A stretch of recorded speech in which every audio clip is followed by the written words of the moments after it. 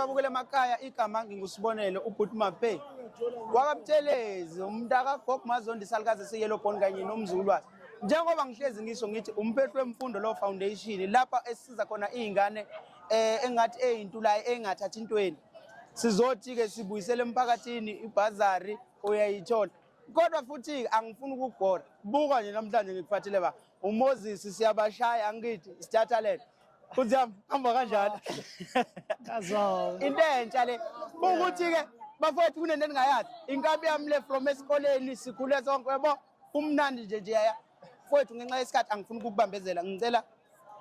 ungitshele kumbuso wamaciko uhlezi ukhona isikhathi esiningi injani experience yakho namhlanje ekudlaleni kudlaleke kahle konke kube kahle ngamele ngiqale ngibingela ababukela emakhaya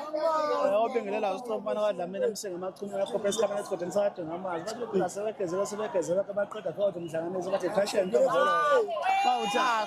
yebo so into engayisho kodwa embuzweni wakho ukuthi ngijabula luthola isikhashana lesisincane ngesitholile ngoba sithe masifika la kwathi hayi amaphoyisa seyavala imicimbi ngale kweminye imicimbi besiqashwe kuyona namhlanje ngesikhathi kodwa nje jabule sivelele phambi kwabantu basibona sibe khona bajabula futhi yize noma besambe besafuna ukuthi sibe khona kodwa le sekuyolo ngokuzayo bengakhali kakhulu ngoba nge-30 kaNovember nje ngikhona futhi la eThekwini kusamagqoka ama-live in concert lapha ePlayhouse amathidi asayatholakala so yikho lokho okwalamhlanje should bekuyitest nje ukuthi belindele into engathi etholakala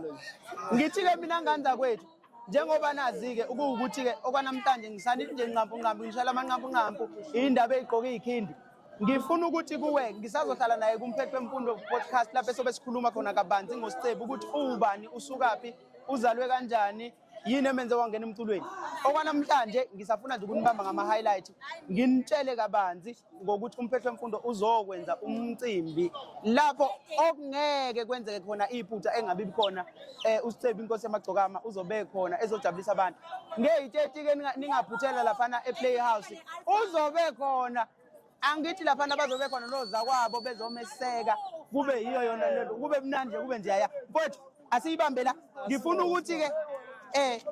njengoba ucula umaskandi nje siyazi ukuthi ufundile uyasikhuluma isingisi unokushaya o-track 5 abazingisi lapha yana uyabona ngicela mfowethu advise umuntu osekhaya oyingane ofisa ukungena emculweni kodwa manje uthi yena hayi mina ngibona lento yesikole ngeke ngisebenzele luthini uvo lwakho lapho ngemfundo emculweni noma ofisa nje ukungena emculweni kodwa manje asifuni isikole ngifisa nje uma-advise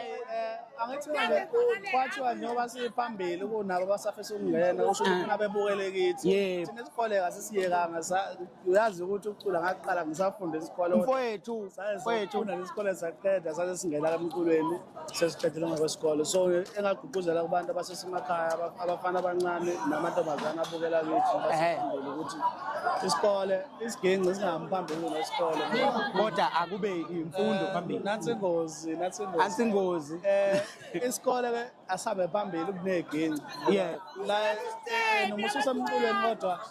ilokho njalo imfundo iyakulekelela ngoba kuyadingeka ukuthi ube nalo ulwazi lokuphatha umsebenzi wakho ngoba lesikhathi samanje abaculi sebeyaphatha imisebenzi so kumele ukuthi ube nalo ulwazi